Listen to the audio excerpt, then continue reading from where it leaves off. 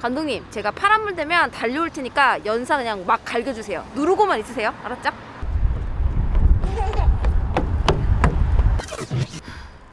아, 잘 치겠다.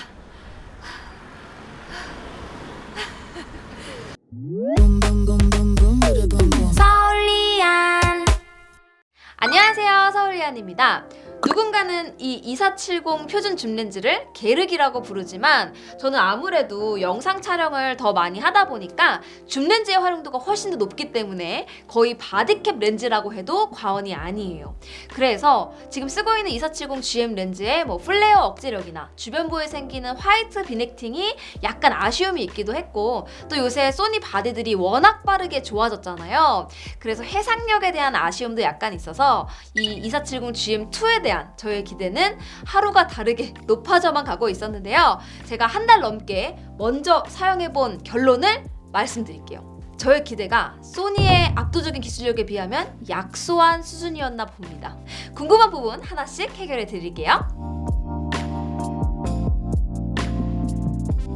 더 재미있는 내부 구조, 그리고 실제 해상력과 성능의 변화는 잠시 미뤄두고 처음 공개된 렌즈니까 전작과 비교해서 외관부터 자세히 보여드릴게요.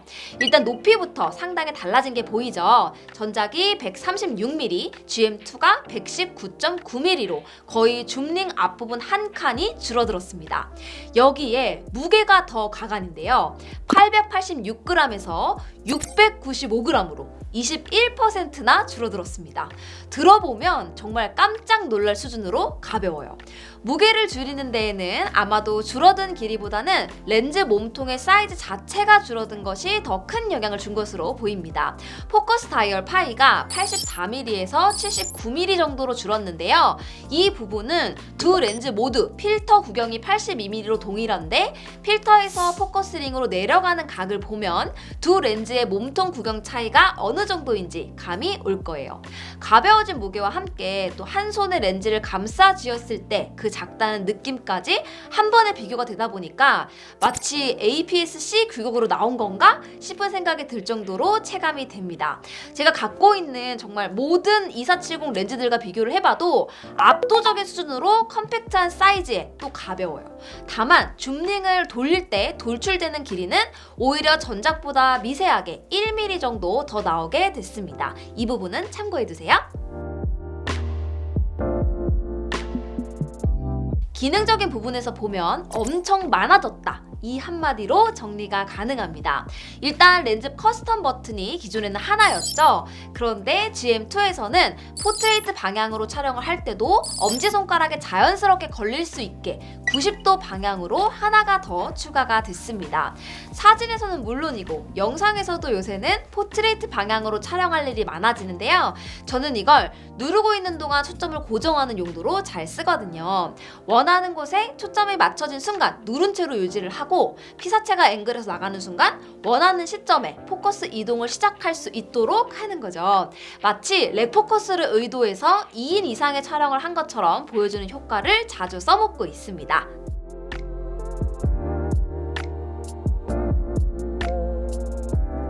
한 가지 더 재미있는 부분은 하단 쪽에 보면 스무스, 타이트, 토글 버튼이 추가가 됐어요. 줌링이 돌아갈 때의 무게감을 설정할 수 있는 버튼입니다. 일단 이건 줌링 고정 버튼과는 성격이 달라요. 이전 렌즈에서도 소니는 줌링 흘러내림 이슈는 전혀 없었습니다. 그렇기 때문에 흘러내림 방지를 위한 용도는 전혀 아니고요. 제가 의도까지 듣지는 못했지만 실제로 촬영의 모든 기능을 활용해본 입장에서는 사진과 영상용으로 구분해서 사용하는 것이 유용했습니다. 일단 사진은 원하는 화각으로 빠르게 이동하는 것이 중요하기 때문에 스무스에 두고 쓰는 것이 맞아요. 오히려 스무스 설정에서는 이전 렌즈보다 훨씬 더 가볍게 이동이 가능해서 더 빠르게 조절할 수 있습니다. 다만 영상 촬영을 할 때는 타이트 설정을 계속 사용을 했는데요. 이건 유압식 비디오 삼각대를 써보신 분들이라면 아실 거예요. 영상은 화각을 바꾸는 과정조차도 결과물이기 때문에 가급적 부드럽게 이동하는 것이 유리합니다. 그래서 사진용 삼각대와는 다르게 비디오는 압력을 조절할 수 있게 되어 있죠. 비슷한 이유로 줌링을 타이트하게 세팅을 하면 일정 수준 이상의 힘에만 반응을 시작을 해서 천천히 돌아가기 때문에 마치 파워줌을 사용한 듯한 효과를 줄 수 있습니다. 그래서 저는 영상 촬영하면서 기존에는 파워줌 렌즈가 아니라면 가급적 줌밍을 하는 과정은 영상에 담지 않으려고 했어요. 그런데 이제는 좀 과감하게 쓰게 되더라고요. 그리고 예상했던 대로 조리개링이 추가됐습니다. 조리개를 렌즈 자체에서 조절을 할 수 있게 되면 특히 커스텀 다이얼의 개수가 적은 엔트리 모델과 경량화 모델에서는 사진과 영상 모든 용도에서 할당할 수 있는 기능이 늘어나기 때문에 이것만으로도 의미가 있지만 저는 아무래도 수동 노출이 일반적인 영상 촬영이 많다 보니까 뭐 구름에 해가 가리거나 장소 이동 때문에 생기는 주변 노출 변화에 리니어하게 대응할 수 있는 요소가 생겨서 좋았습니다. 이게 무슨 말이냐 하면 노출 조절을 할 때 우리가 사용할 수 있는 옵션이 셔터 스피드, 조리개, ISO, 그리고 추가로 ND 필터 정도죠. 그치만 셔터 스피드와 ISO를 한 클립 내에서 바꿔 쓰는 건 다들 가급적 피하고 싶은 상황이니까 남은 수단이 조리개와 ND 필터인데요. 기존에 사용하던 다이얼로 조절하는 조리개는 계단식으로 노출이 숫자에 맞게 한 번에 딱 끊겨서 변하게 됩니다. 그런데 이제는 렌즈링에서 클릭 오프로 두게 되면 부드럽게 원하는 노출까지 한 클립 내에서도 자연스럽게 찾아갈 수 있게 돼요. 추가로 가변 ND 필터를 쓰고 있었다고 한다면 이것도 편해졌어요. 후드에 70200처럼 가변 ND 필터를 조작할 수 있는 작은 창이 생겼습니다. 역시나 이걸로도 조절하기 편하게 디자인되어 있죠.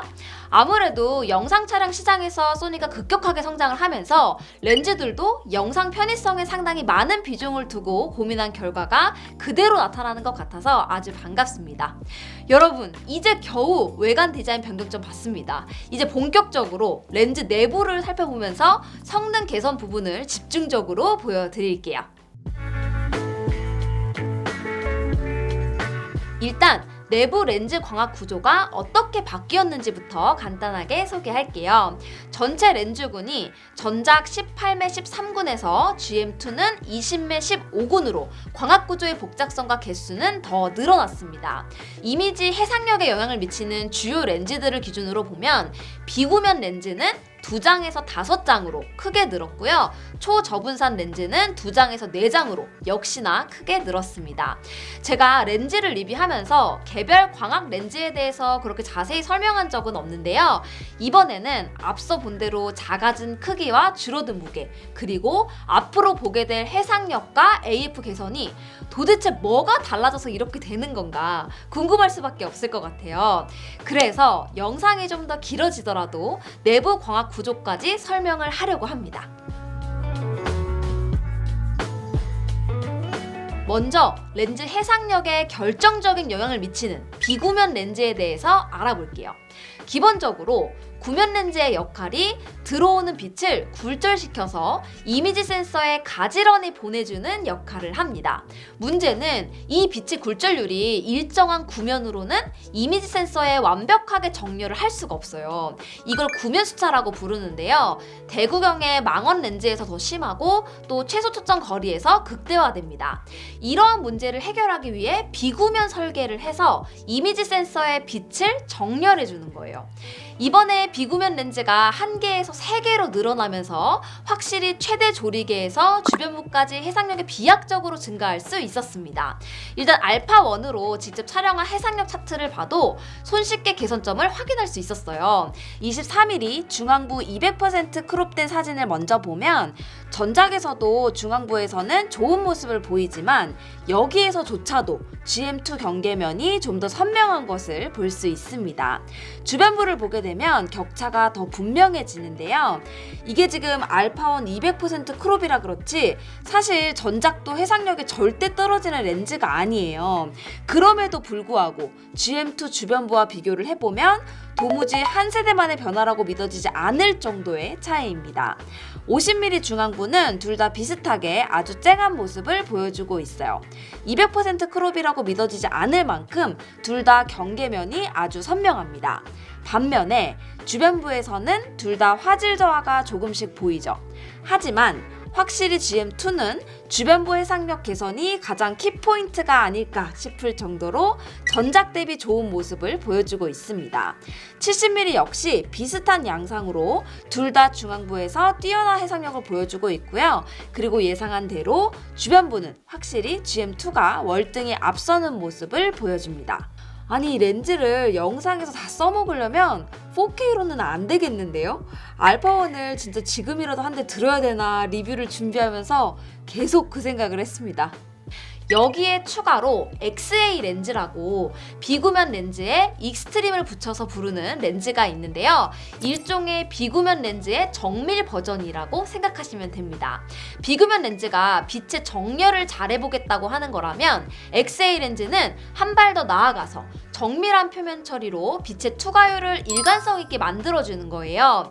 우리가 이미지에서는 빛망울이 얼마나 깨끗하게 보이는지로 차이를 알 수 있습니다. 특히 2470GM2는 조리개 날이 9매에서 11매가 되면서 더 깨끗한 원형의 빛망울을 얻을 수 있게 됐습니다. 다음으로 ED 렌즈, 초저분산 렌즈에 대해서 이야기해 볼게요.